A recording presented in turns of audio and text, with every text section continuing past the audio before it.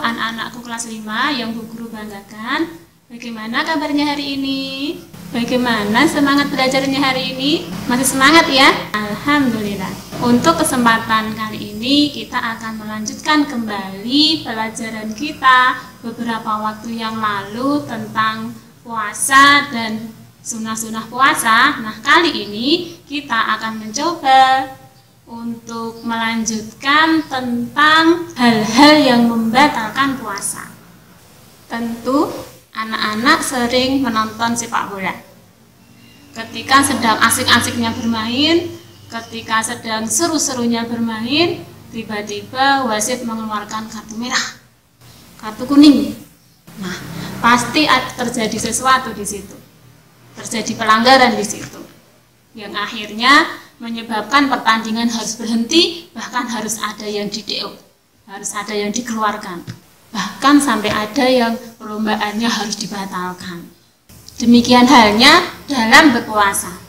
Kadang-kadang ketika kita sedang asik-asiknya berpuasa, sedang semangat-semangatnya berpuasa, terjadi sesuatu yang tidak kita inginkan, yang akhirnya menyebabkan puasa kita harus dibatalkan. Apa saja hal-hal yang membatalkan puasa? Yang pertama adalah datang bulan atau menstruasi atau haid bagi seorang wanita. Datang bulan ini bisa datang sewaktu-waktu, bisa malam, bisa siang, bisa pagi, bahkan bisa sore menjelang maghrib. Jika kita seorang wanita sedang berpuasa, kemudian datang bulan di waktu kita sedang berpuasa, maka otomatis puasa kita jadi batal. Ada sedikit catatan untuk wanita yang datang bulan. Jika haidnya datang di waktu sore dan dia tidak mengetahui darah sudah keluar, dan dia mengetahui setelah dia berbuka puasa, maka puasa pada hari itu tetap dihitung. Walaupun darahnya itu sebenarnya itu keluar sebelum maghrib, tapi karena dia mengetahui setelah maghrib, maka puasanya dihitung 1 hari. Penyebab batalnya puasa kita yang kedua adalah makan dan minum di siang hari dengan disengaja. Jika tanpa sengaja kita meminum atau memakan sesuatu, maka itu tidak membatalkan puasa. Walaupun anak-anak makan banyak, minum banyak, tapi kalau pada hari itu tidak ingat berpuasa, maka itu dihitung tidak sengaja. Dan puasanya bisa dilanjutkan sampai maghrib. Penyebab batal puasa yang ketiga adalah muntah dengan disengaja. Apa itu muntah dengan disengaja? Nah, misalkan nih, anak-anak tidak merasa pusing atau tidak merasa mual.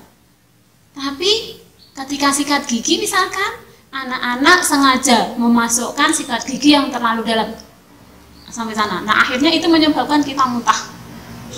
Nah, muntah yang disengaja seperti itu atau muntah yang disebabkan bukan karena sakit, yang disebabkan karena gerakan-gerakan tangan kita atau benda-benda yang kita masukkan ke tenggorokan kita, nah yang akhirnya menyebabkan kita muntah, maka muntah yang seperti itu disebut muntah dengan disengaja, dan itu membatalkan puasa. Paham? Selanjutnya adalah bersetubuh antara suami dan istri di siang hari. Nah, ini selain membatalkan puasa, ini juga termasuk pelanggaran berat. Jadi bukan hanya puasanya yang batal, ada akibat di belakangnya.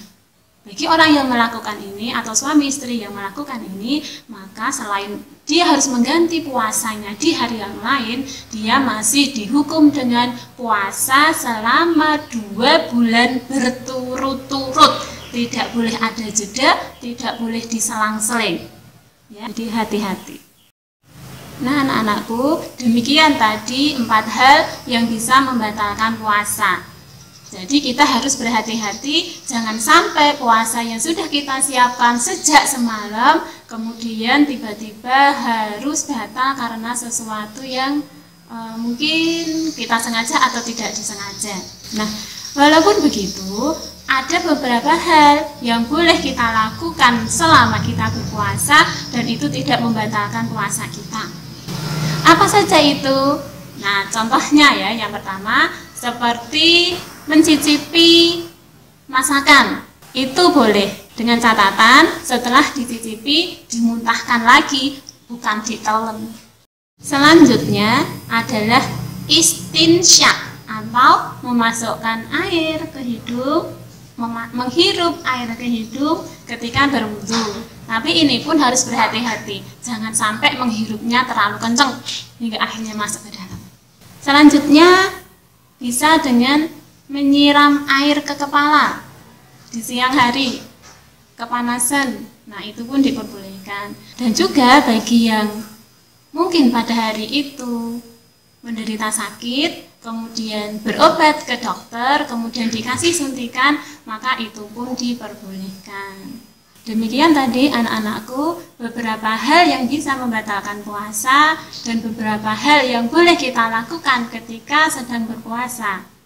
Dan insya Allah kita lanjutkan di lain kesempatan. Ada salahnya Bu Guru minta maaf dan wassalamualaikum warahmatullahi wabarakatuh.